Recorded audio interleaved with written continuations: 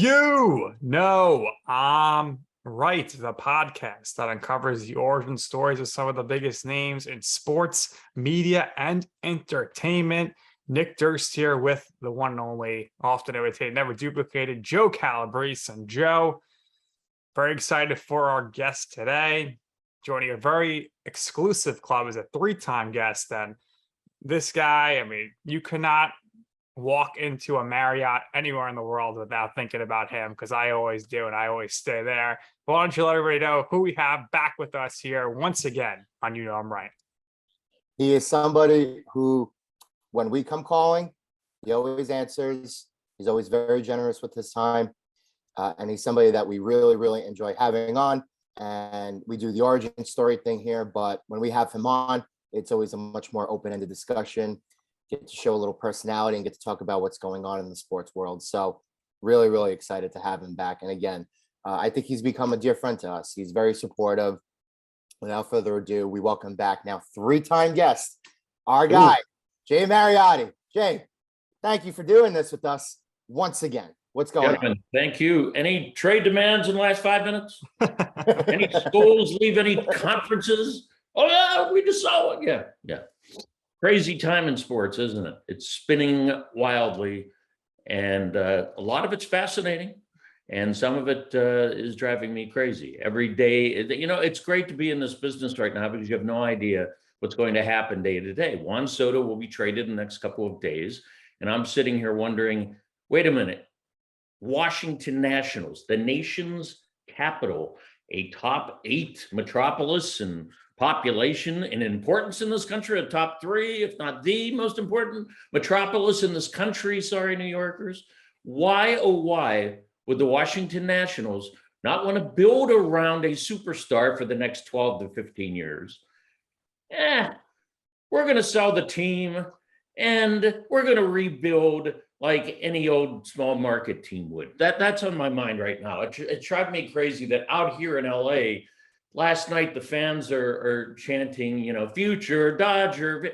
And it just reminded me of the caste system in baseball. It's either now it's really down to the New York teams, the Dodgers, and maybe given the current times, the Astros would apply. But generally, it's a bi-coastal power structure in baseball. And when the Washington Nationals have to participate in shedding a superstar is going to be a superstar for the next 15 years, really gets me to thinking how baseball has almost become a system of relegation like we see in the Premier League. So Nick and I, obviously the Yankees fan and the Mets fan over there, we would both really, really like Juan Soto. But I think the last time a trade of this magnitude happened, I believe, was actually Miguel Cabrera. Right? Won a championship with the Marlins, came out of the gates hot, and then he got traded to Detroit, and then he racked up a 3,000 hit career. And but it's unprecedented that you've never seen a player the caliber of Juan Soto, because you look at all the stats right now for him, he's on a trajectory, right, that mirrors what a player like a Ted Williams did, which is simply unheard of. And I agree, there's as much as I love watching the Yankees win games and as good as the Mets are, and there's kind of been a corner turn here since Steve Cohen came around, finally letting the baseball guys on the other side of the over there in Queens doing their thing. But I wanted to ask you, the CBA at the beginning of the season, we had you on before. We had talked about the CBA before. They kind of rushed into it. They got back. Baseball got back, right? Do you still think there are some holes there that need to be plugged in, and what would you consider right now the 1 or 2 biggest issues that baseball has? Well, what we're talking about, the imbalance. There's never been a greater disparity between haves and have-nots. I just outlined for you the haves. There really is a small pool of haves anymore. And I might contend, obviously, the Red Sox are gonna always be there based on their market.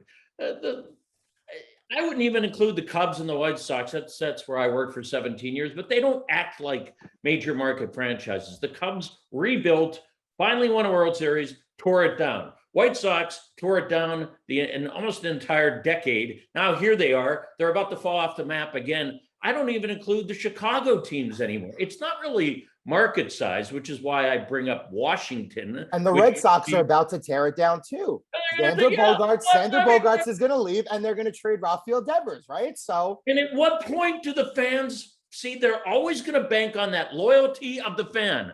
And fans out there, it's up to you. If you get riled up as I do, and these guys do, okay, don't go. Stop watching. But you can't. Maybe, and now you have. Why do you think Rob Manfred's so quick wanting the gambling element? Because he knows he's losing audience. Look at the attendance figures, guys. It's down. TV ratings been down for a long time. In your market, yes, baseball is a big deal. It's always going to be a big deal out here. Although in Anaheim, here's another case of this is the flip side of the Soto argument. Okay, well, we're going to throw all this money at Mike Trout, and what have we ever won? Well, it's not his fault, obviously. Baseball being different than the NBA because you have to assemble a 25-man roster, whereas in the NBA, you can, the Celtics can think about Kevin Durant. So it really is, to me. You brought up the CBA. Max Scherzer told us throughout that we're trying to address this issue of disparity. Well, everybody, as usual, made a quick deals. They didn't lose too much season.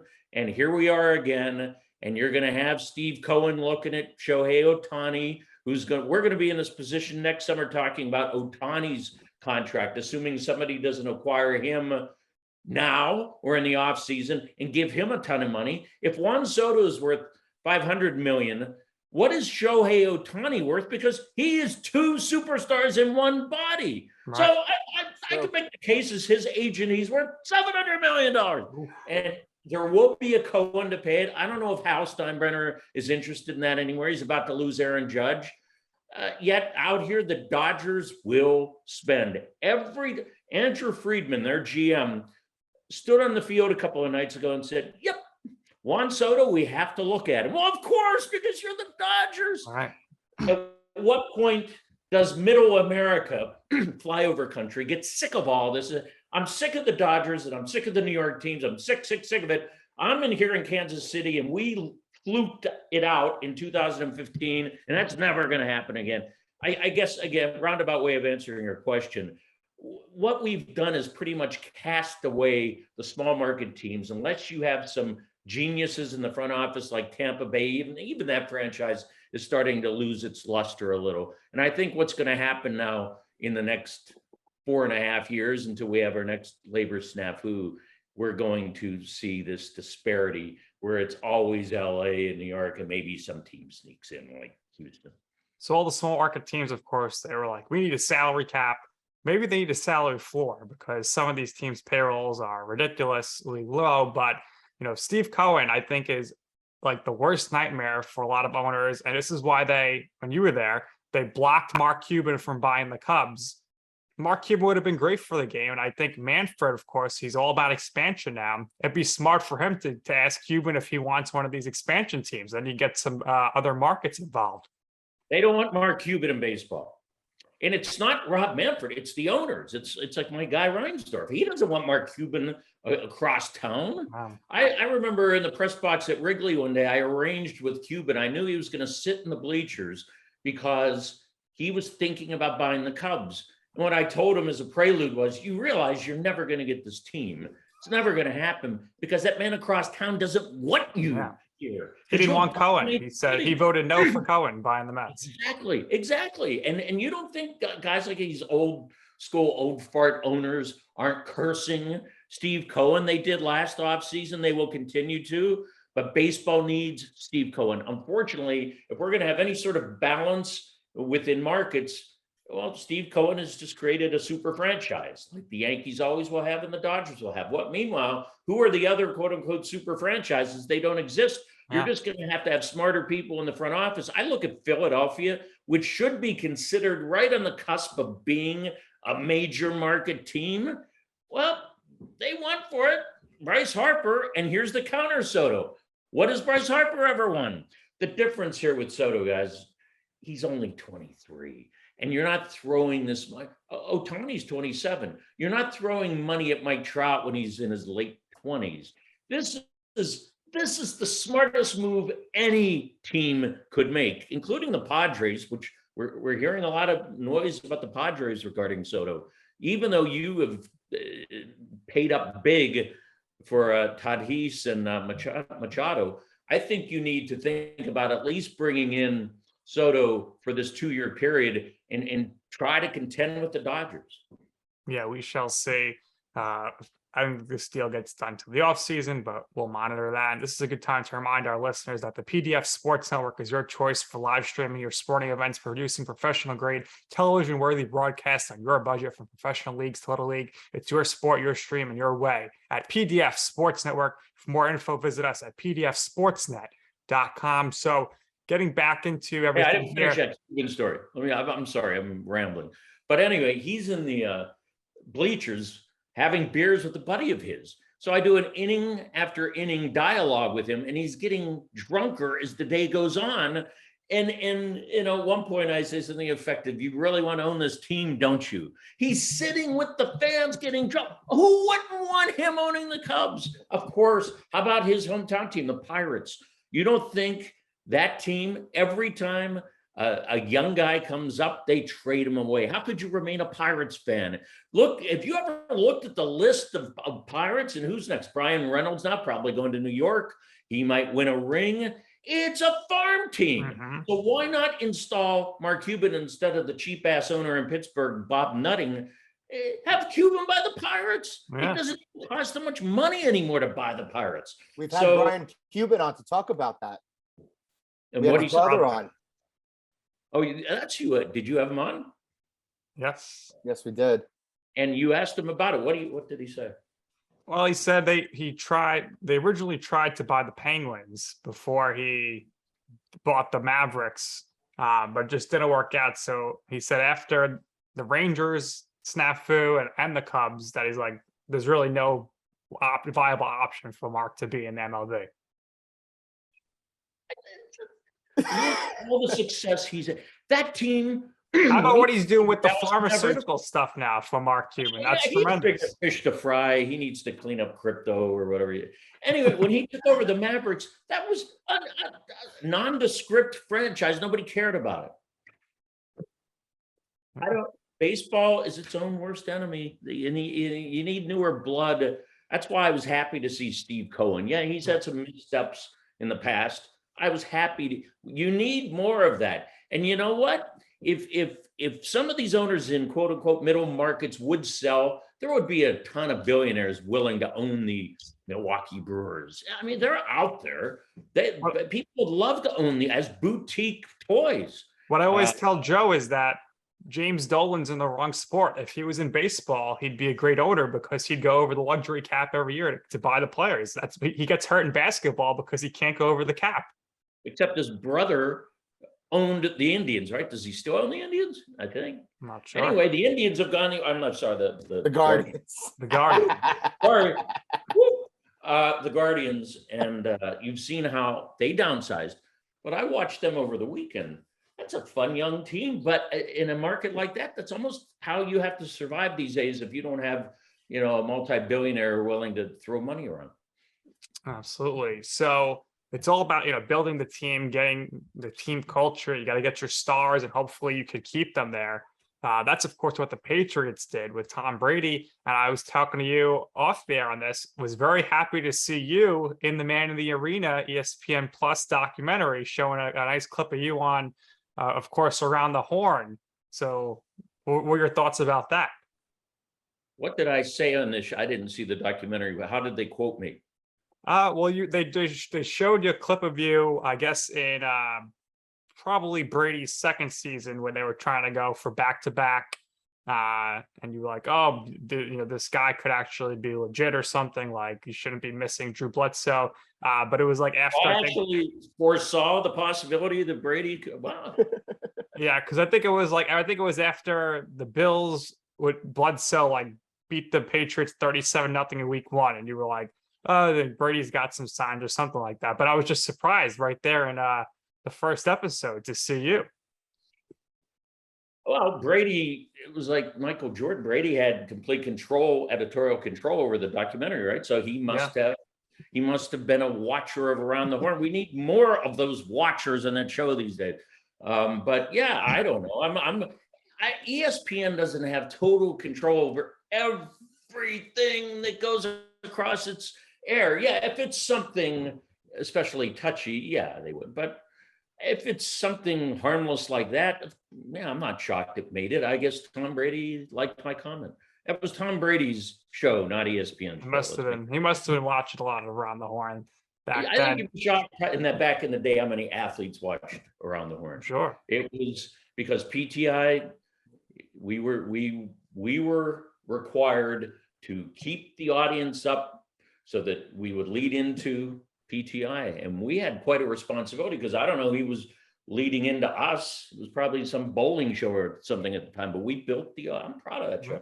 We built that audience for PTI and created that 1 hour block.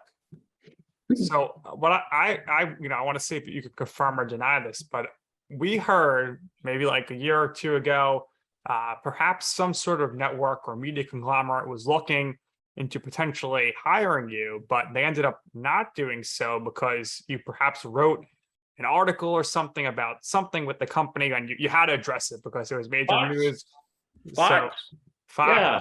Oh. I was talking to foxsports.com, which at the time looked to be serious after many failures in the past. They've never gained any traction on their website. They should. They're Fox. But they've never had any great interest at Fox Sports in challenging ESPN.com or now The Athletic. They just use it as a promotional method, okay? But at the time, they hired somebody who used to be at ESPN.com. And I'm thinking, are they finally serious? And we touched base and we talked. And one day, about 3 months in, Skip Bayless made his comment about Dak Prescott. I don't have it verbatim in front of me, but he said something to the effect of, Dak had lost his brother to suicide. His brother was depressed, and Prescott was depressed at the time and admitted it, which is important for anybody to do today in 2022. And it's good to hear from athletes who acknowledge those weaknesses publicly. We all have them, and it's important that we hear about it. Skip instead pretty much assailed the guy. The quarterback of America's team cannot be admitting this. I mean, what? And I just went after him. On the same day, in Chicago, a longtime sports anchor named Mark Greco was fired because of some innocuous comment he made to a female anchor. Believe me, I defend anybody in that forum who is unfairly jabbed at or whatever. This was not a fireable offense from Marchie and Greco, and it happened in the same day. So I wrote a column saying, wait a minute, this guy loses his job, yet this guy gets, and he was in the talks for what became a $30 million contract in that range. And I just did not understand. You're firing this guy and you're rewarding this guy for this horrific comment. And that was the end of my little Fox Sports. Yeah, they paid up with Skip. They don't want him to go back. They have to be honest. Yeah. This is an important point to make. I think even Skip Bayless, although Skip Bayless is not dealing in the subject matter I do. I go right at it. He's arguing about whether the quarterback's any good. I'm more into the $600 billion industry of sports and how it works and the owners and James. Do you think journalists who write hard-hitting stories, or some would say negative pieces when they have to, do not get the credit they deserve, and that is like preventing journalists like you from getting the recognition or Hall of Fame credentials? So would say. I wrote a piece I'm writing on Substack. Right? A lot of people are. I mean, it's not just sports writers. What I love about Substack is that it's not just the sports and gambling crowd. It's largely a literary crowd. I mean, Patti Smith is on there putting her music on there. Mark Stein is a sports writer who's on Substack, and I enjoy the freedom, the creativity. Most of what I write on Substack would never see the light of day on a mainstream website or in what is left of a newspaper today. But yes, yesterday I wrote about Tim Kurkjian, who's a great yarn spinner, storyteller, okay? And he was in, I have to be careful here. He wasn't technically inducted in the Hall of Fame, but the baseball writers appointed him as the winner of its 2022 Career Achievement trophy. So Tim was honored in Cooperstown. Great. Tim's a great guy. He's one of these great baseball storytellers. My issue is you guys have been in the business for a while, but maybe a 21-year-old at Columbia or at Northwestern or wherever, Missouri, is thinking, wow, that's my role model, Tim Kurkjian. Not bad role model, but is that journalism today? And as we've been talking the first half hour here, sports is just spinning out of control. It's a business story. It's not, yeah, I played basketball with Cal Ripken. No, it's not. We love those stories, but they're a tiny little percentage of what sports journalism should be. Right now, I think the best columnist in the business is Sally Jenkins at the Washington Post, and she will never make a Hall of Fame. You know why? Because she is constantly on the ass of Daniel Snyder and Roger Goodell and Rob Manfred, and constantly, I swear, sometimes I want to call her and say, Sally, just lighten up one day. And I do occasionally. But her column is of vital importance. At ESPN, I think a much bigger voice is Don Van Natta Jr. Now, a lot of people, who's Don Van Natta? He's not on PTI. He's not Scott Van Pelt. No, he's not. He's an investigative reporter who somehow still has his job at ESPN because they're in bed with every sports league there is. And he did this marvelous, very revealing piece on Rob Manfred recently. And I read it and I shot him an email, said, thank you. How did you get this through the corporate gatekeepers? It was brilliant. They must not like Manfred at ESPN. And why would they? His sport is crumbling for them when they've tossed a lot of financial commitment into it through the years. So yes, I do think that the two guys in San Francisco who broke the Balco story, they should be in a Hall of Fame somewhere because that changed the course of history. Absolutely. Now Barry Bonds' all-time home run record has been tainted, rightfully so, by their reporting on Balco. I think that Michael Schmidt of the New York Times, who broke the David Ortiz story about the list, him being on a list of 104 positive testers back in 2003, he should be remembered in history. And I like Tim Kurkjian. I don't mean to pick on him, but I just think it's odd. All right, Tim's a Hall of Famer. Jason Stark's a Hall of Famer. Peter Gams is a Hall of Famer. All of these guys kind of promoted baseball more than covered baseball.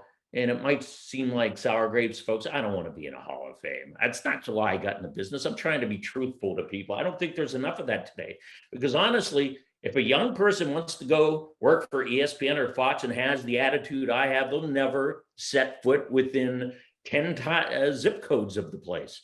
And that's okay. I got into it in the Watergate era. I was a kid, 6 years old, and here's the Watergate hearings. And that's what put a lot of people into journalism. It's different today.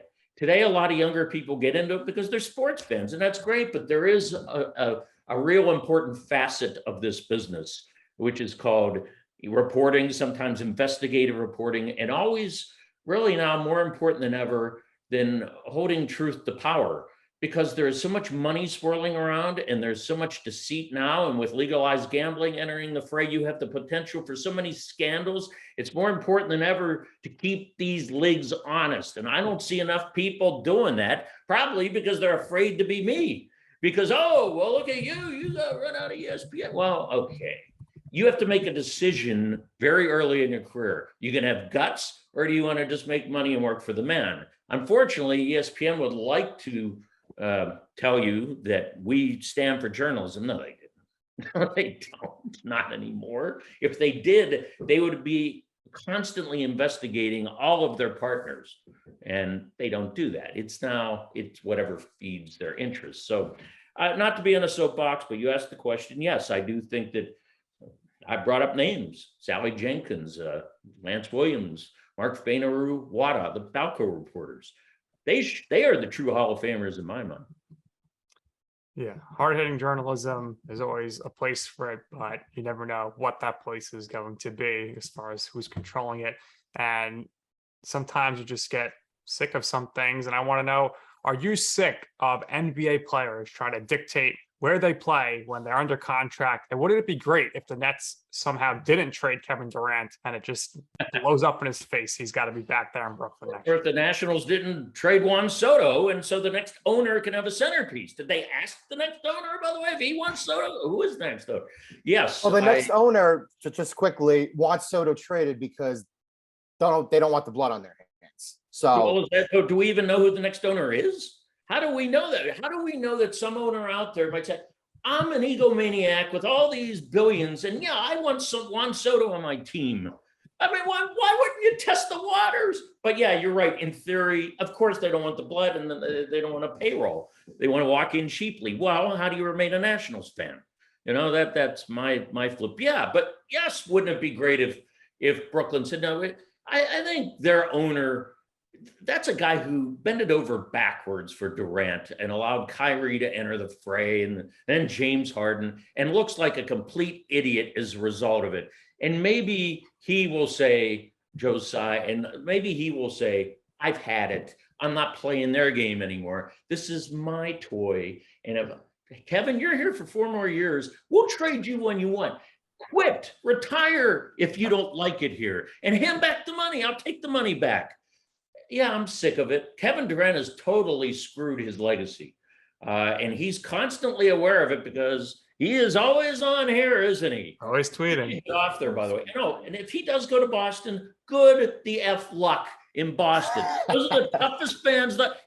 They can be racist fans. Ask Katie can call Kyrie. How bad was it? Well, you sat there with him on the court.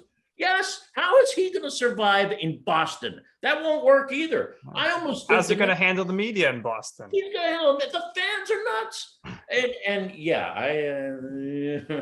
yeah, I would like to see that. But in a way, I almost want him to go through the Boston gauntlet and see how he deals with that. He thinks it's so bad now. Wait until they have a 5-game losing streak and Marcus Smart is on his ass or something, if he's still there. Yeah, I'm tired of it. The NBA is such an intriguing league because of the personalities.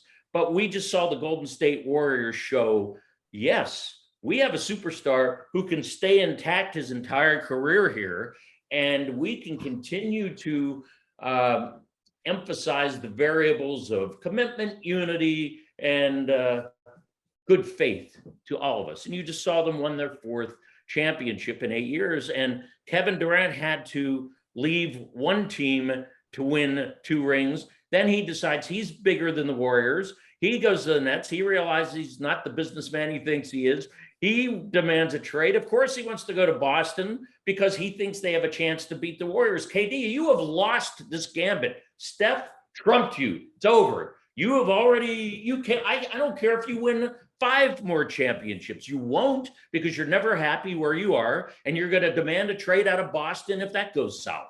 So yeah, I'm sick of him in particular. But yeah, blame LeBron for this. He's the one who started all this. And where's he today? You know, his team's falling apart because he was so brilliant last summer. Yes, bring in Russ. So, oh yeah, how did that work out? Well, he deserves what he gets then. How about Anthony Davis? The guy can't even get in the court. Yeah, I keep going. I mean, and then, LeBron wants to bring in Kyrie. Don't you not remember, LeBron? Kyrie left you behind in Cleveland. I'd love to see it because it would blow up in their faces so badly. Kyrie on the Lakers. Golden State proved the point far bigger than we think in this league. And Steph Curry proved that point as well. As I could have played this game too, but I have an owner, and the ownership is really important here. And the other owners in the league don't like Lacob because he throws his money around. But Lacob also built that arena in downtown San Francisco with every cent of his money. State of California doesn't build stadiums and arenas or even contribute to it. That's a good thing about it. There's a lot of bad about California. That's a good thing.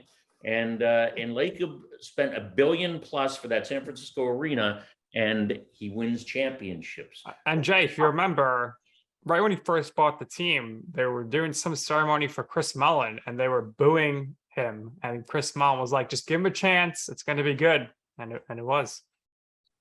Yeah, they had traded, who was it? I don't even remember, but a fan favorite who fizzled out in the league. And Curry ended up being Was it Monte Ellis? It was Monte Ellis. They was? swapped him. Good. They swapped him for Andrew Bogut. That's right. And It Andrew worked Bogut out. was It more worked important out. there than Ellis ever would have been in any championship motif. So, Yeah. am I sick of it? Yes, but I also think it's important to point out who does it right, and that should be the model for Joe Tsai in Brooklyn in the future. Don't believe in Kevin Durant. Go out and create a culture and believe in the culture. And Bob Myers is vital to everything they do out there, and so is Steve Kerr. The culture works. And they, and then Draymond goes off and he's nuts. Somehow they tolerate him and it somehow works. It fits into this championship mold. But Draymond is now vindicated because Draymond said, KD, you came here to us. We won 70 games and we broke the regular season wins record without you. We won a ring without you, right? And what did they do after he left?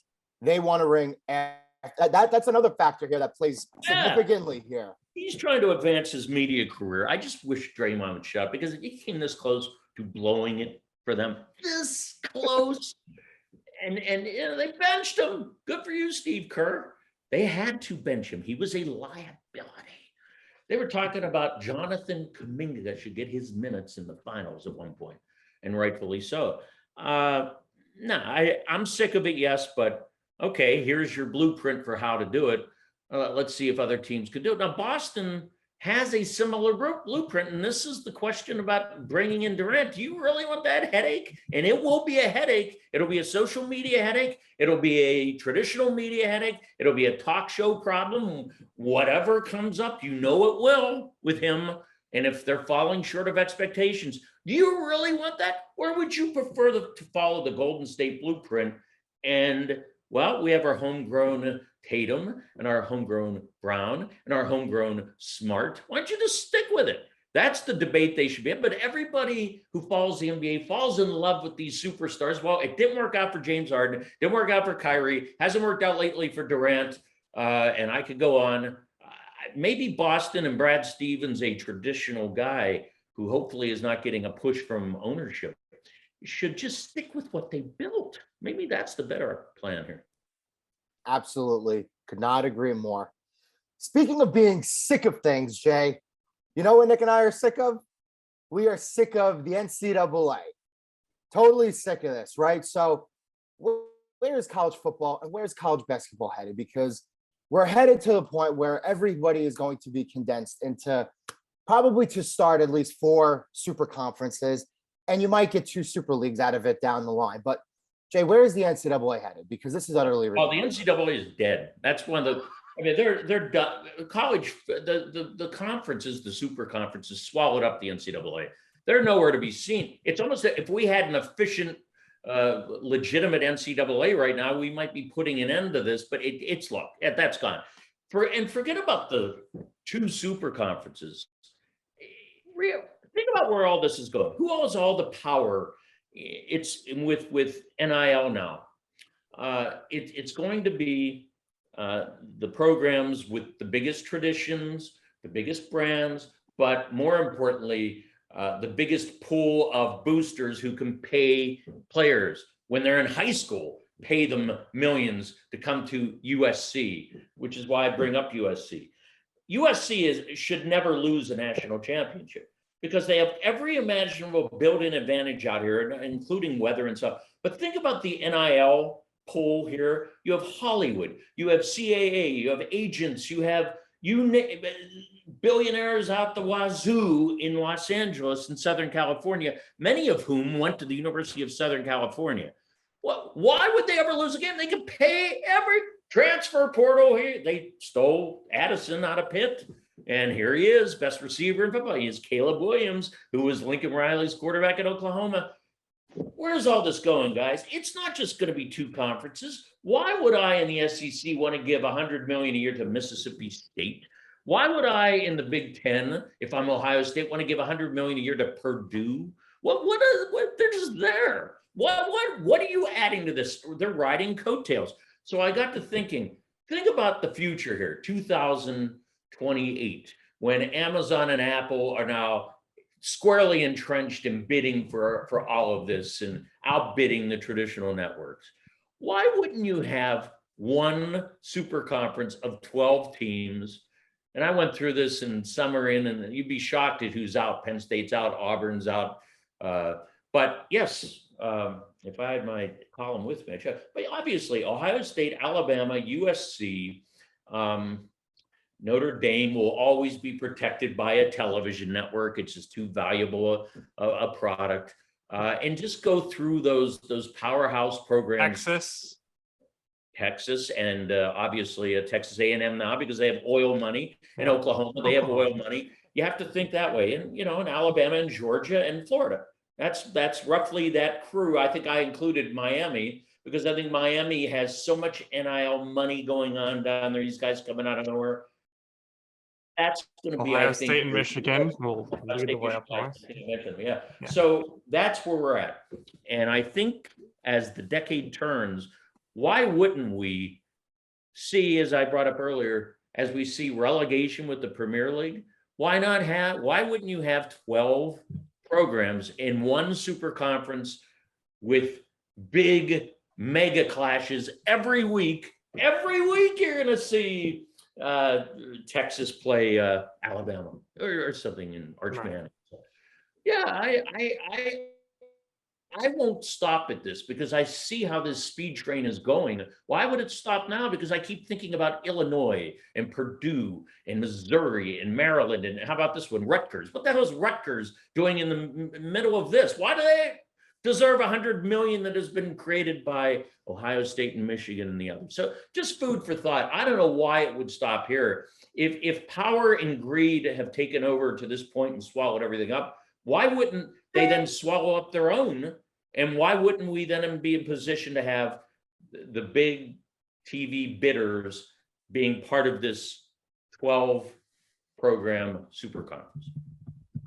Well, speaking of the streaming stuff, obviously this year MLB went for the money with the Apple TV Friday deal, Peacock on Sundays. The Yankees are exclusively on Amazon on Fridays. And okay, going for the money is one thing, but how do you feel about them trying to sell their fans on, oh, this is good for the game to get other people to watch? That's not true at all, because baseball is a regionalized sport, and nothing is more annoying than when you are an older person maybe, or even somebody who's younger who doesn't want to pay for all this stuff, and you can't watch your team because they're on the subscription-based platform for one game, and they really expect you to go and pay $13 just to watch this one baseball game. To me, that's a way to lose fans. They're living in the past. The people making decisions behind the scenes of Major League Baseball are delusional. They continue to believe that baseball is the national pastime. Right now, it's number 4, guys, and that arrow is down. It's 4. I split up the NFL and college football and then the NBA. The NBA and college football on the same level of interest, especially with the realignment. Baseball is now a niche sport, which is something I never thought I would say. When I was growing up, it was the sport. And then they were foolish enough to have, cancel a World Series and have that labor impasse that really spilled over 3 seasons when you think about it. And what sped right by the NFL and Michael Jordan and baseball? Oh, we're back now. Let's fake a home run derby with Mark McGwire and Sammy Sosa. Yeah, you saw that one. Baseball, in my mind, the long timeline lost it right there and then. And what you bring up, of course, if they had a realistic conception of what they have become, yeah, they would understand, well, geez, we can't, we're just bleeding fans here in all these smaller middle markets. They don't care. And they'll continue not to care as long as Fox is there. Here you go. We'll keep paying you because we value that World Series. Really? What Fox will tell you is it's still the highest rated show of that night. Okay. I still wouldn't want to be part of a bleeding carcass, and that is baseball right now. But as long as Fox is throwing these billions and ESPN will chip in and Turner will chip in, then these owners don't have to care. Yeah, do what you want. We're still making it. They don't. My biggest problem with the owners is they don't care that their sport is on a death spiral. They aren't looking closely enough. How in the hell did the NFL survive its existential issues in the last decade? And the NFL was troubled, guys. I don't need to bring up how many ways Kaepernick and off the field episodes and you name it. It's just one thing after another. And yet they recovered. And you saw that 113 billion in media money come their way, with more to come. I want Major League Baseball to look at the NFL model and to realize, well, geez, the NFL is this cool package. It never really exceeds 3 hours, and it's very exciting. There's always action going on. And meanwhile, we're still sitting there waiting. They say the pitch clock is coming next year. I've heard that for 6 years. And we're still sitting. I go to games. I love going to the Dodger Stadium. But I know that I'm going there to eat and check my phone and occasionally look up every 8 minutes when something noteworthy happens. And if I'm somebody who's done this his whole life, fans, of course they love. In New York, people get excited about the Yankees because it's an emblem. I'm a Yankee fan, or I'm a Met fan. Out here, I'm a Dodger fan. It's part of the pride. How would you have to be a Cincinnati Red fan right now? There's nothing proud about that. Baseball doesn't care about its own. The NBA, however, cares enough about the entirety of its 30 franchises, that you can see the Milwaukee Bucks win an NBA title. And the NFL has always cared enough about revenue sharing, especially in this big TV boom age, where the Green Bay Packers can become a perennial title contender in Green Bay, which is the franchise is owned by thousands of people. Right. That's my point here. Baseball is not run like that. The owners will tell you the union has screwed us. Wow. The union screwed you. Well, you must not be very good businessmen if you allowed the union to screw you repeatedly for decades, when unions generally aren't really strong in America. Well, applaud the baseball union for not letting these owners push them around. But you also hear Max Scherzer, Garrett Cole, the union leaders bemoan that the game is dying. And they tried, but then somebody will flip and say, well, but look what you make, Max, and you drove your Porsche to the meetings in Florida, and Garrett Cole and your wife, you're everywhere at every charity event, and they have no retort. Yeah. Right. Well, everyone knows that baseball union's really run by Scott Boras, and that he was constructing the host CBA. I'll let you comment on that, but also you mentioned Fox, the All-Star game. John Smoltz was putting me to sleep. This guy belongs in a 55 and over retirement village playing golf every day. I don't need to hear this guy on TV anymore. He is so dull. He adds nothing to the game. We're CC Sabathia. Are they afraid of him? That's the thing. When Fox has always taken chances through the years. Sit down with Rob Manfred. I guarantee you they're talking about names. Remember, that name is going to do the World Series in the postseason. John Smoltz, Rob Manfred. Yeah, we like Smoltzy. He's safe. AJ Pierzynski wouldn't be bad.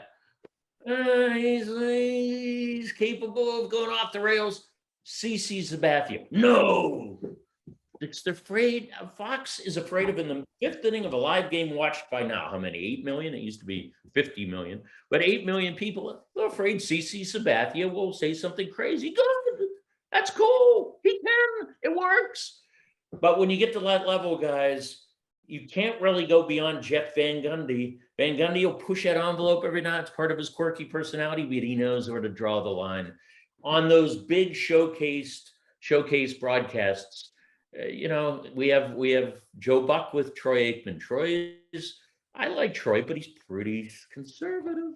And that's why, to answer your Smoltz question, they want that. Baseball wants that. And unfortunately, Fox doesn't take the power reins in those discussions and doesn't say, nah, Smoltz is boring, and we're going to try CC Sabathia. If you don't like it, deal with it.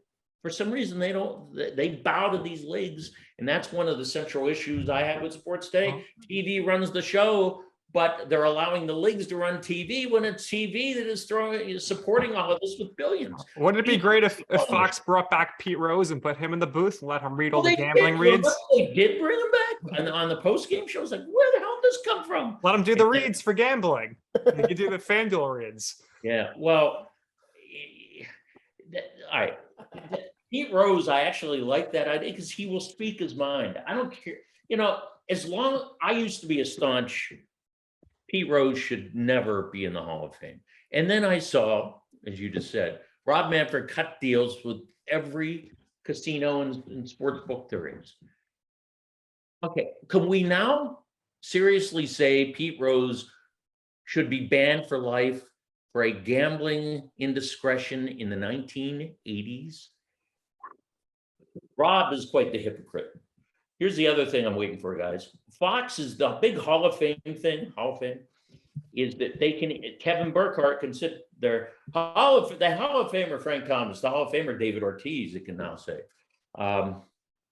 When they get around to Alex Rodriguez, they can't say that. So what? A-Rod's going to feel bad about this. Mm-hmm. You never know about A-Rod. A-Rod's going to be eligible in 4 years. I guarantee you he makes the Hall of Fame simply because Fox puts the pressure on MLB and the baseball writers, which is all one and the same anymore. Push him in. David Ortiz was pushed into the Hall of Fame, even though he's on a list from 2003. Don't you have to put Bonds and Clemens and even Pete Rose in the Hall of Fame if you're putting David Ortiz? What? Oh, well, we'll make an exception for Poppy because Manfred said the test list wasn't vetted. Well, why wasn't it vetted?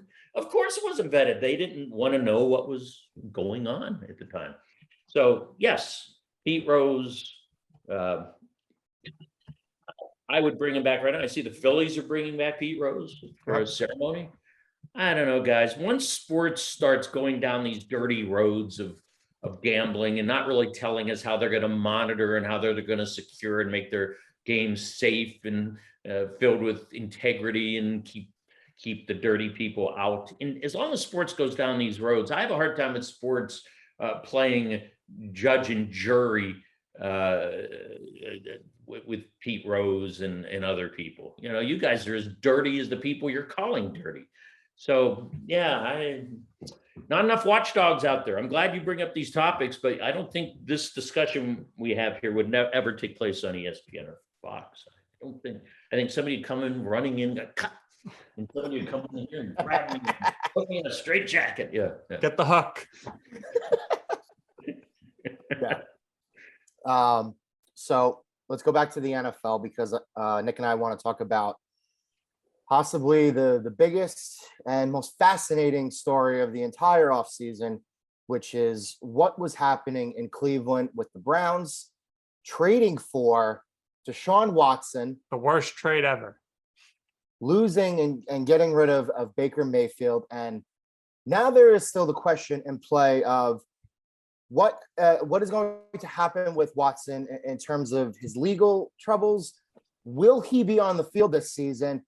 You traded the insurance policy because you didn't want to keep Baker because that bridge had burned and had run its course, right? So what are we doing here in Cleveland, Jay? What is going on with that organization? Well, do you think Watson's going to play this season? Half the season. I watch these legal issues closely, and in a lot of cases, give an athlete the benefit of the doubt until I see how it all ends, how it all comes out in the wash. And we aren't there yet with Watson. We keep waiting. The problem I have with Watson is that there are more than 20 accusers. I just have, even though the lawyer, the ringleader behind the accusers, Tony Busby, is kind of a shyster, okay? I still have a hard time believing he's going to recruit more than 20 women to tell similar stories about Deshaun Watson. Now you have the added Sports Illustrated reporting that the Texans provided a hotel room. It's gone too far. And yes, as we've seen others, hell, we saw Ezekiel Elliott suspended for 6 games without a criminal conviction. We saw Ben Roethlisberger suspended for 6. It was reduced to 4, I believe, without a criminal conviction. We've seen others slide in the sports. Great inconsistencies here, but we're not going to have the grand juries. The two of them in Houston rejected any criminal proceedings with Watson. So what I believe we're going to have is the NFL investigator, Sue Robinson, is the new judge here, so to speak. Roger Goodell is not front and center yet. He can overturn it or support it after she makes her decision. But it tells me the NFL has actually done a thorough job, because this thing has been months long, and it has to be, because you have to be fair to him, but you also have to be fair to the women, and you have to be fair to the integrity of the league. My gut tells me, even though I have no idea what truly happened in these cases, but I'm going to actually believe the preponderance of accusers, that some of them are telling the truth, and that yes, he needs to sit for at least a half a season. Will that happen? Yeah, I think so. But I think you're seeing Jimmy Haslam and his wife, the owners of the Browns, doing hourly lobbying with the league. This is a down and out franchise. This is a franchise that was so desperate for a quarterback that it went out and took this horrific gamble on Deshaun Watson. And yet, I do believe there's too much pressure on this league to just say, yep, Deshaun, we're gonna put him on probation, and yep, you can go play. Guarantee you that's what Haslam wants. And by the way, this is no small addendum. Haslam has already said they will appeal this, and you know how the appeal system works. They can make up the appeal system as they go. Yeah, we're gonna appeal it, and he'll be on the field for a month. Then they'll get killed in the media. There's just too much here. There's too much here. I could point out other cases where I don't know about that. I'm not sure about there's not enough there. It's he said, she said. Well, this case is too much there. So yeah, I think he will sit out part of the season. I have a hard time believing they would suspend him for the whole season. I would, but I'm guessing it's an 8-game suspension. You'll see a bye week wedged in there advantageously, and he'll be back. So every fantasy owner can draft him at midseason. Well, along the same lines of these craziness here, and who's telling the truth or not. Vince McMahon, WWE, he steps down here, and he has to know something was going to be released bad, so he's stepping away, keeping all his stock, because this is a guy you never would have thought would have stepped down, and so abruptly too. But have you followed that at all? Yeah, I really don't pay attention to wrestling normally, because I don't regard it as a sport, because it's not real. I have never regarded it as a sport. I used to have radio producers who would go to these wrestling. As long as you realize you're going to a TV show and this is not really sports. No, sports is real. No, it's not real. But what I noticed about this particular case is sports melded with wrestling, in this case, entertainment. And it's all because of a guy named Nick Khan. Nick Khan is big former agent. Personality. He's a sports media agent. I mean, he's the kind of guy who, when I was around the horn, would maybe, I never had contact with him, but they're out there everywhere. I had an agent called me from CAA, and he became my agent. Well, that's what Nick Khan did. And then all of a sudden, he became latched himself to John Skipper at ESPN, and latched himself to people at Fox, and his people, he's a Bayless guy, got deals and deals. And then once you see these deals and you're in the sports media, well, I need Nick Khan to get my deal. And he's got the biggest stable of sports media people out there. Nick Khan, by virtue of this stable, met Jamie Horowitz, who used to be at ESPN. He created Stephen A. and Skip Bayless, that show. And then he went to Fox and brought Bayless with them. So Horowitz is sort of the father of all this debate stuff, okay? It was, our show predated Horowitz, and PTI did, but the crazy debate shows, Stephen A., they are crazy. Yeah, that's Horowitz. So Horowitz and Nick Khan became a tag team, and next thing you know, Jamie is joining that organization, and Nick Khan is soaring in power in that organization. And I think Nick Khan executed a little coup of Vince McMahon, is what my people tell me. Ooh, interesting. I could see it. And I do have people in this realm. I do who know all about this agent and and you saw the announcement yesterday. Nick Khan and Stephanie McMahon are co-CEOs or whatever they're calling them. There you go. Watch this closely. It's not really a wrestling story as much as a big media story. Right. And that's What do why you I think I could see NBC trying to purchase WWE. Absolutely, because the network is now on Peacock, which is, don't even get me started with that. It's terrible. And yes, I was at Monday Night Raw last night at the Garden, Jay. So I'm one of those. But and that's okay. Some people don't think it's real. I mean, it's not real. Sorry, my producers. Hey guys, we got to get out of this break. I got to. What do you mean it's not real? I know, like, where the music's playing to go back in the air, and we're arguing about whether the wrestling is real or not. These guys think that's okay. I'm not here to preach. I just don't ever. If NBC does get it, I hope they don't send in Mike Tirico to do the pregame show and pretend like it's real. That's all. Oh boy. Costas, that guy you should have on is Costas. He loves doing shows like these. Call him and he will spill his guts about NBC to you. Because there's a lot there. To me, everything we're talked about here with journalism and so on, the reason it's a crime Costas is not on a major network doing what Costas did. Because every now and then he'd do a gun control commentary on the halftime show, and it just drove his bosses crazy because they want to control. That's why Mike Tirico, easily controllable, is there now. But yeah, I miss Costas because I thought he's really a guy who's a fan at heart, who is a bigger journalist at heart, and melds the two elements together to a point where I think he became the biggest guy in the business for a reason. Because you could tell he cares about this stuff, but he's also smart enough to realize the discrepancies and the corruption inherent. So Nick and I, our dear friend Adnan Burke, who was doing the stuff for the Hall of Fame, he ended up seeing Costas. They took a picture together. So we would love to have Costas on. Very difficult to get bigger names like that, but if you could help us and maybe he can help us, that would be tremendous. And who was Adnan's agent? Nick Khan. You know, all comes full circle. But so is it? I will throw this out. Why wouldn't Nick Khan now make a run at Charles Barkley?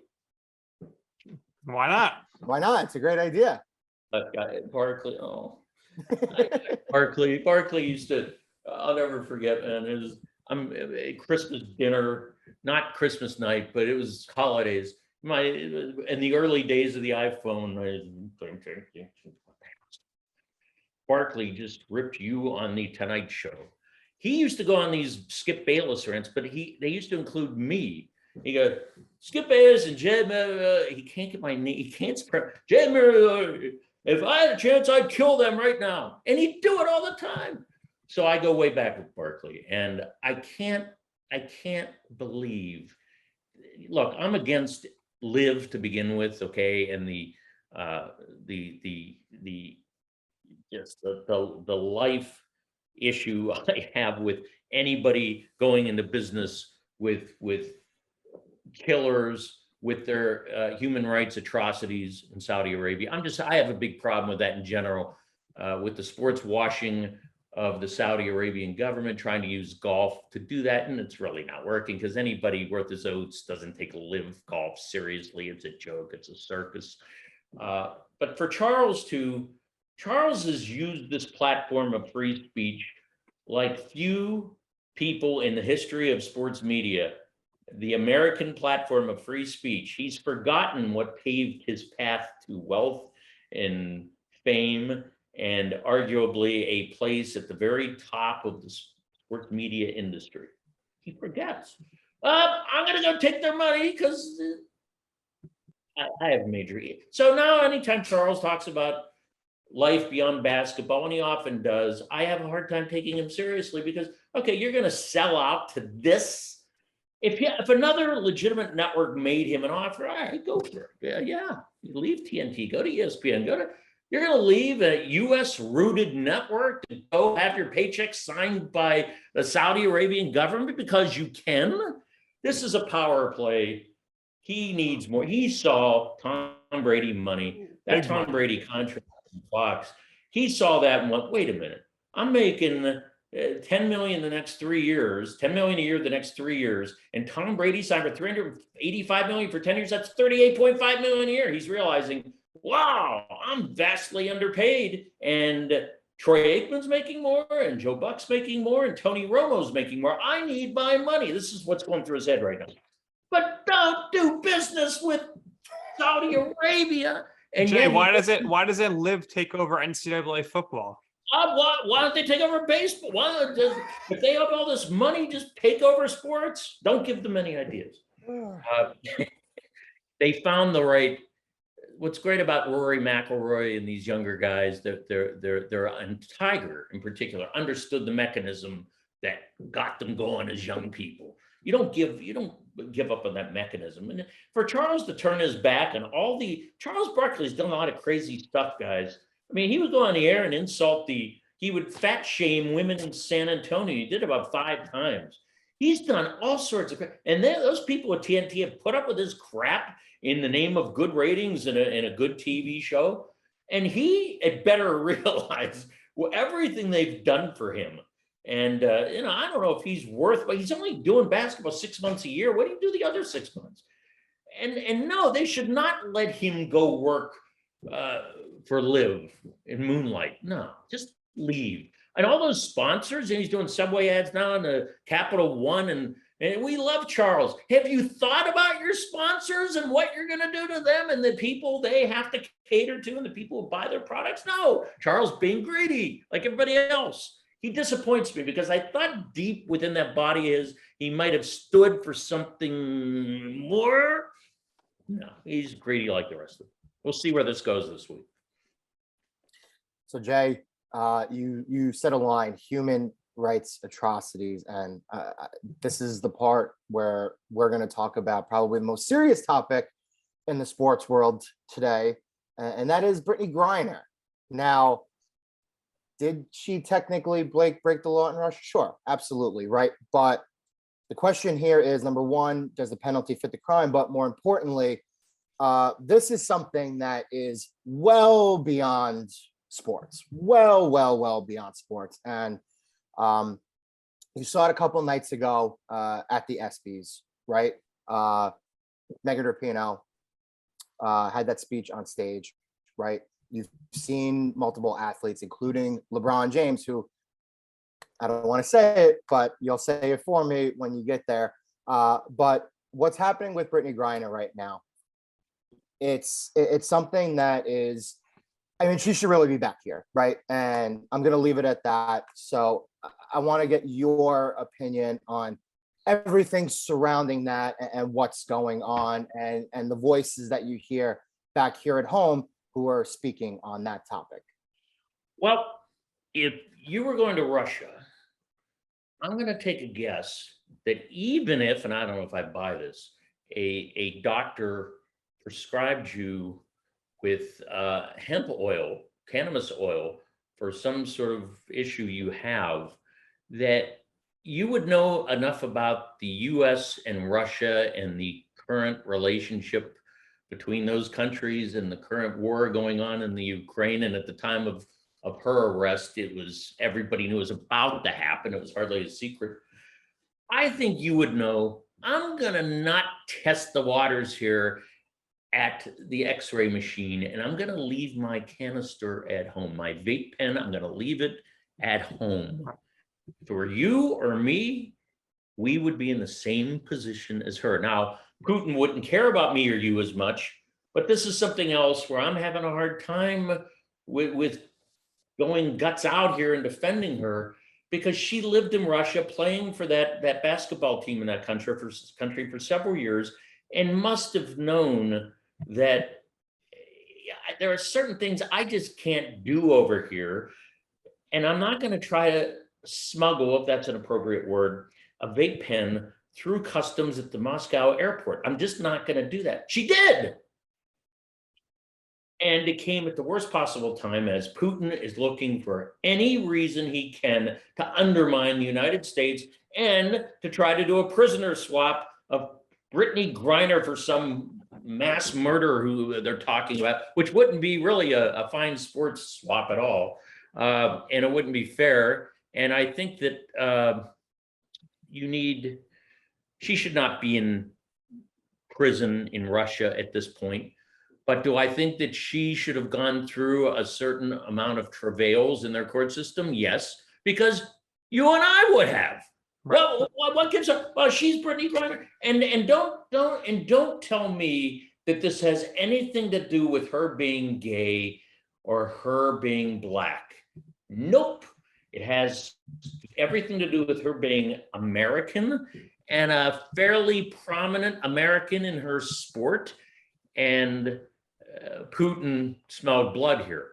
I saw somebody make a comment, one of her teammates, if this were Tom Brady or LeBron James, they'd be out by now. He'd have them in there for 5 years. No.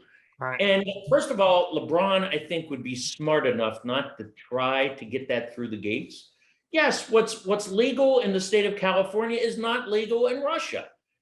Guys, I could get on a plane right now in California and fly to LaGuardia, and if I had weed in my bag, I'd be arrested at LaGuardia. You know that, right? You have to be smart about this, especially when you're a public figure playing in a country like Russia. You just don't bring this stuff in there with you.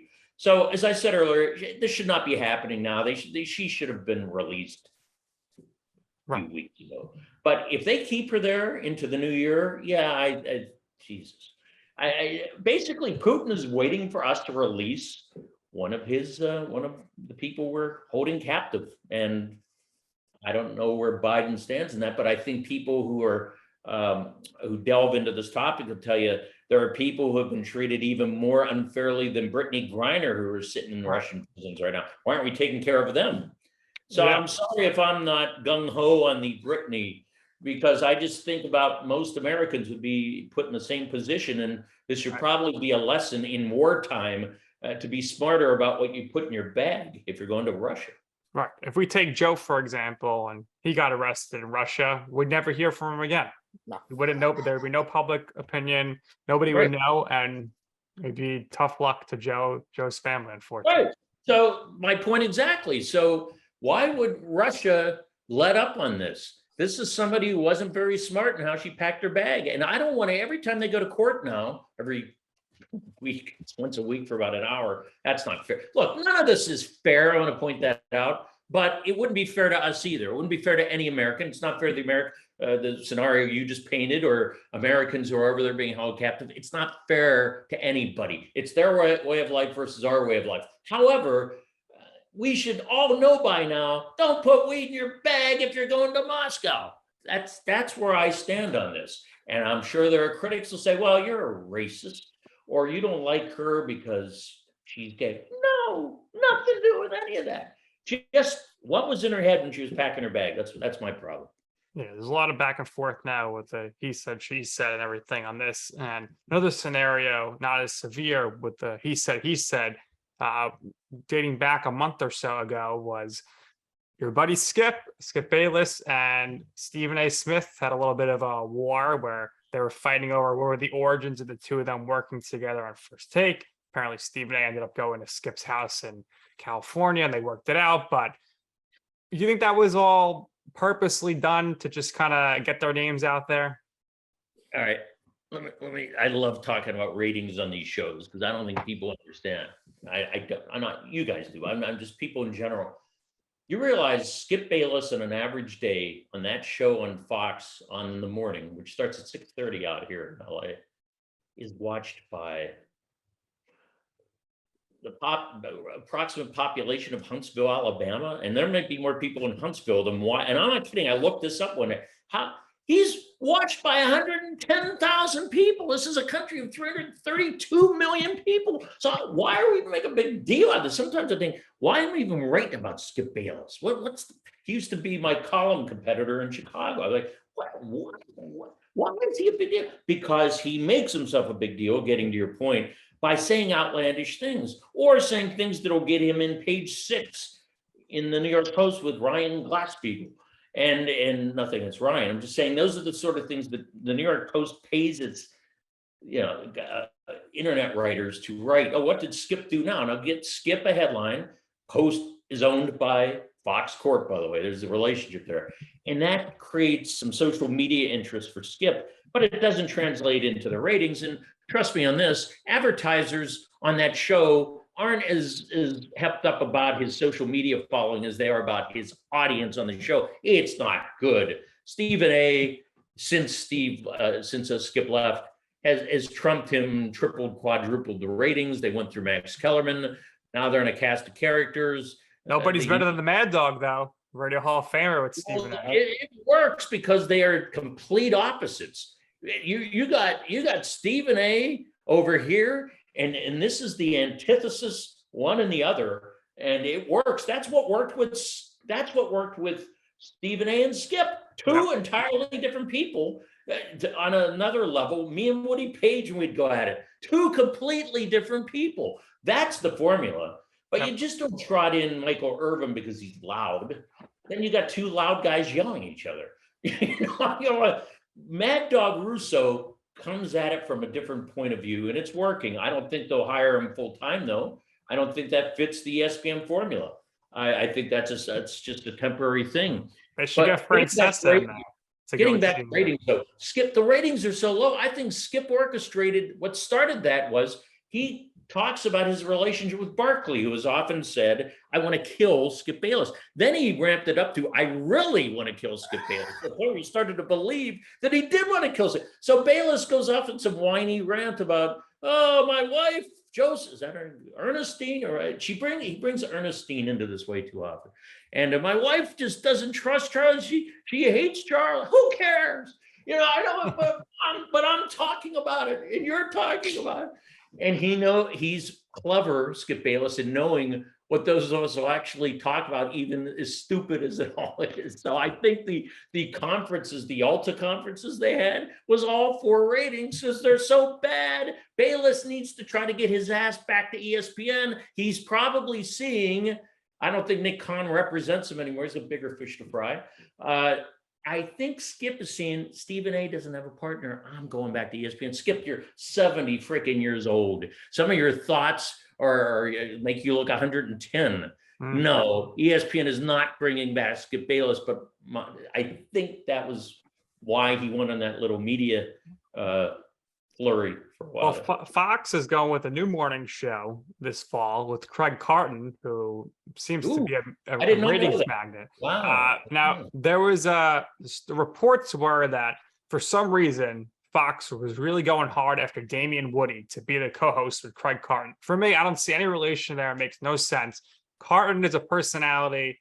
You can't put him on a national show with just an NFL guy. He's going to be there to be that shock jock type effect.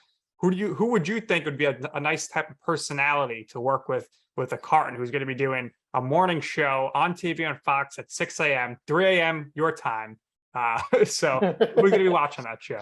Somebody who is not a gambler, and I know Craig has had issues and has overcome them, and I was sort of involved in maybe doing his documentary one time. So I respect everything. He went to prison. He paid the piper, and I respect him for that. And he should be back in media. I have no problem with him back in media or being on a Fox show. The gambling issues are in the past. As long as he doesn't gamble again now, we have a major problem. But who I would put opposite of Craig Carton would be somebody who represents something entirely different. Craig Carton was the New York bro dude, gamble, helicopter to Atlantic City, spend all night at the casino, show up at my show 15 minutes before there. Okay, he was the bro. Every bro's dream was Craig Carton. And I think that there is still some of that's part of his persona, or else they wouldn't put him on there. So I would get the exact opposite of Craig Carton. Probably somebody who lives, a family life, who's a straight arrow, who would challenge Craig Carton, challenge being the key word, never back down, challenge. When Shannon Sharpe challenges Bayless, it almost seems fake. He just goes, well, I don't agree with that. No. Put something behind that, because Skip is so out there. It doesn't take much to win an argument against him. And I would just, it's got to be somebody who will keep it hot. I'm thinking of it won't happen because he's at CBS. But his original partner, Boomer Esiason, was perfect. Boomer Esiason, the ex-jock, knew exactly how to get in his craw, and it worked. Somebody like Boomer, I don't know who's out there like that, but Tom Brady makes a lot of money there. Why not him? Brady and Carden. Oh, I've been into something. See, I was gonna $285 million to show up at a football game once a week. Right. You need to give them more, but wake up in the morning time, do a show with Carden. I was gonna suggest Brady would put him in his place. Yeah. I was gonna suggest you, but I think you two are too alike when it comes to the hot take. No, I think Carden and I would get along too much. That's the problem. Right. Stephen A, I would go, oh my God. Yeah, I'm of course the last guy ESPN's ever gonna hire. But Stephen A, I know exactly where to get him. But they don't want Stephen A has to win. He's the most powerful guy at ESPN. It's stunning because you realize 10 years ago they got rid of him and he was doing Fox Sports Radio. Yep. And all of a sudden somebody there decided, I think it was probably Jamie Horowitz, who said, we need him back here. And the reason he's as big as he is because ESPN has enabled him to be that big. You need somebody behind you with a backbone to deal with the crossfire and the backlash. And he had his share for a long time, but they're past that now to where his ratings, they aren't great, but they're in the 400 to 450,000 range. To give you a baseline for that, right now, PTI is still around, and I don't look at this religiously, but I look on like after big days in sports to see what kind of audience they get. Sport Media Watch has the numbers. They're around 700, 750. Around the horns down to 200, 250. In my day, we were up near 900 and PTI was over 1 million. Right. I understand we've had consolidation in media and it's all been crunched and everybody's doing things to do. I get that. But some of those shows have lost audience. Where ESPN looks at First Take is they've maintained right in this vicinity where it's good in the mornings, where we never used to do a thing with ratings. And they look at PTI. Why do you think Kornheiser and Wilbon, both in their 60s, have been broken up? Because the audience is still there. Around the Horn, on the other hand, they have a cast of, the 3 dozen people rotating, and they've lost their audience because they simply don't have any continuity. We had it when we were on. I was on every day. Woody was on every day. We had a few people circling in, but it was 6 or 7 people. Now I'll turn it on and go, I don't even know that person. I think they've lost something. What they'll tell you in Bristol is we don't care. We've got all that advertising money coming in for that block. We could put in 4 mannequins and we don't care if they're watching, if the numbers are decent. So this is how this stuff works. And roundabout way, I'm explaining Skip Bayless to you. It's all involving ratings, the ratings he doesn't have. And he knows that contract runs out in 2 years and Nick Khan won't save him this time. Maybe Skip can work in the ring at WWE. Wouldn't that work? That would work. Charles Barkley, and then Barkley and Bayless can literally kill each other. Yes. There you go. I just programmed it for Nick Khan. Yeah. Jay, don't you love when you're watching SportsCenter? They're showing like a highlight of a game, and then right in the bottom of the screen is the bottom line. It says the final score with who did what, and it's they're so doing the recap, but it's there on the bottom of the screen for you while they're showing that. I don't know what you mean. They're all you're watching on SportsCenter. They're like, all right, let's do the recap of the Brewers Cardinals game. They're walking you through it. Midway through, then the bottom line, the ticker. Oh, they show you the final score. Show you the final score with who did what. Yeah. Oh man. I guess there are so many gamblers out there now that probably that crawl is more important to ESPN and updating gamblers than whatever highlight they're showing.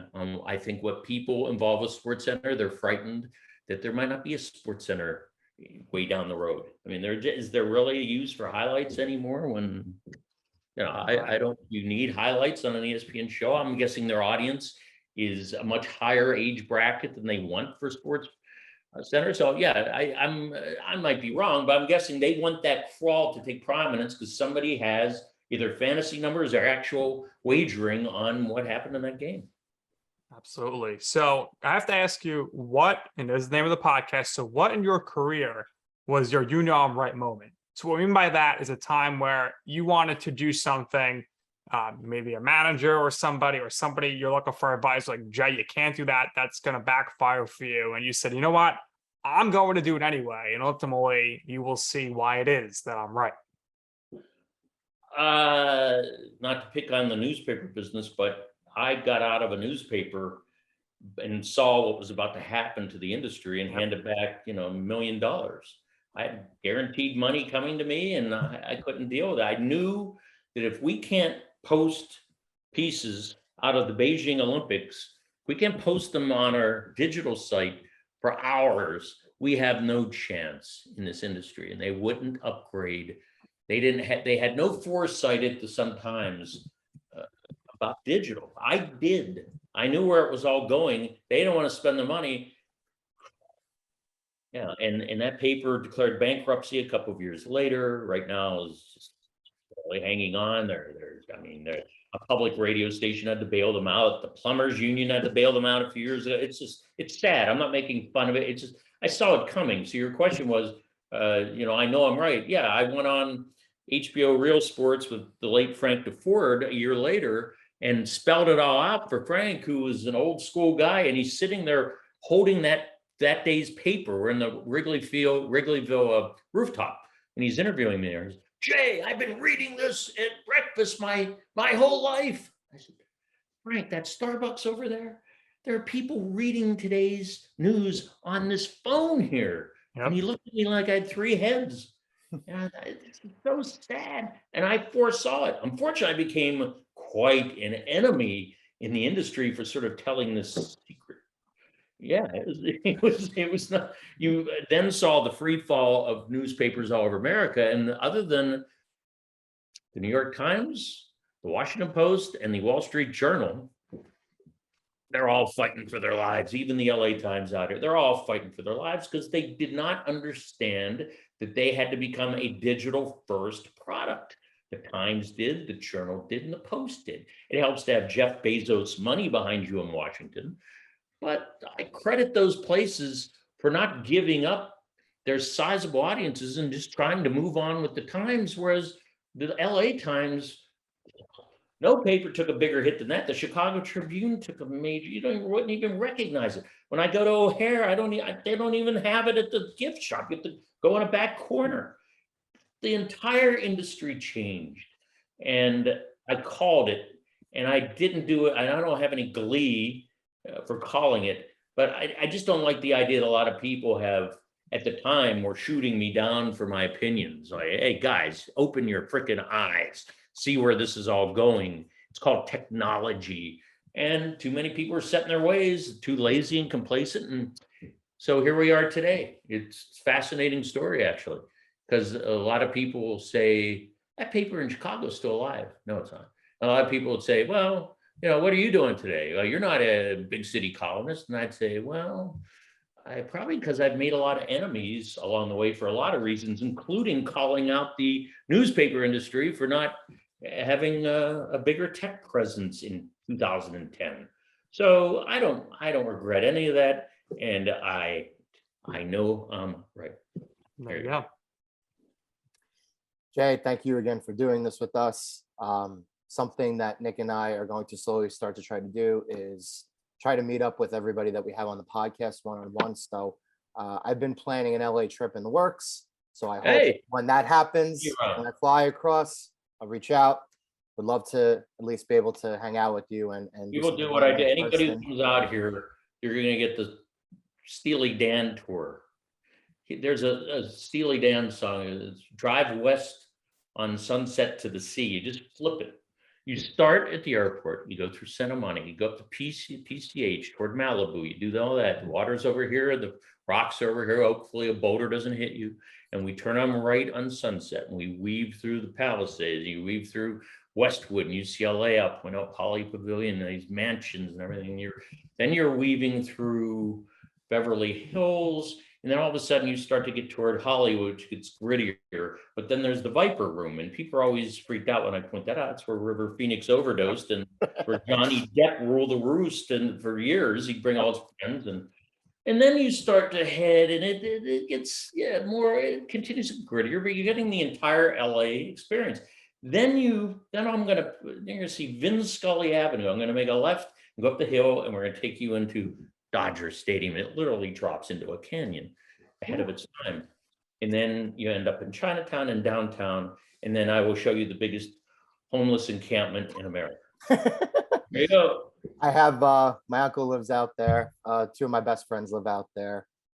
One is currently with cousin Sal and his crew, who works for Extra Points. So I've been out there a couple of times, been to some of the nicest areas. I've been to Brentwood. I've seen all the big mansions and stuff. But the one thing I have not done out there, believe it or not, in my 4 or 5 trips that I've been out there, has been to Dodger Stadium. So would love to do that. Would love to meet you in person. That'd be amazing. But yeah, so Jay, thanks again for doing this with us. Hopefully when Nick and I get our big break soon, you come do our weekly radio spot with us. That would be tremendous. As I've always told you guys, you know which questions to answer. That's the skill of any interviewer. Ask them. You ask them, and you certainly with me, you get your answers. I don't hold back. No. Some people have me on a podcast, and I don't know. You guys know exactly what to talk about. So congratulations. And there's a reason why you're enduring in a time in media where everything is haywire. That's why you're here. So yeah, give me a ring when you get out of here. Thank you. Thank you for the compliment, Jay. You have anything else to say? You know how this works. My problem on these, I just yap too much. No. I see you guys trying to board. I'm like, wait a minute, I'm just too long-winded. That's what they used to tell me out in radio too. You know, we have ad breaks. Yeah, I know. Let me get into what this program directors hated me. Well, wait a minute. You know, you don't wait for an ad break. Not even Howard Stern waits for an ad break, girls. No. You'll hear the ad. Works for us. Definitely works for us. All right, that's going to do it here for this episode of You Know I'm Right. For our very special guest, our buddy Jay Mariotti, my co-host Joe Calabrese. I'm Nick Durst, and this has been You Know I'm Right.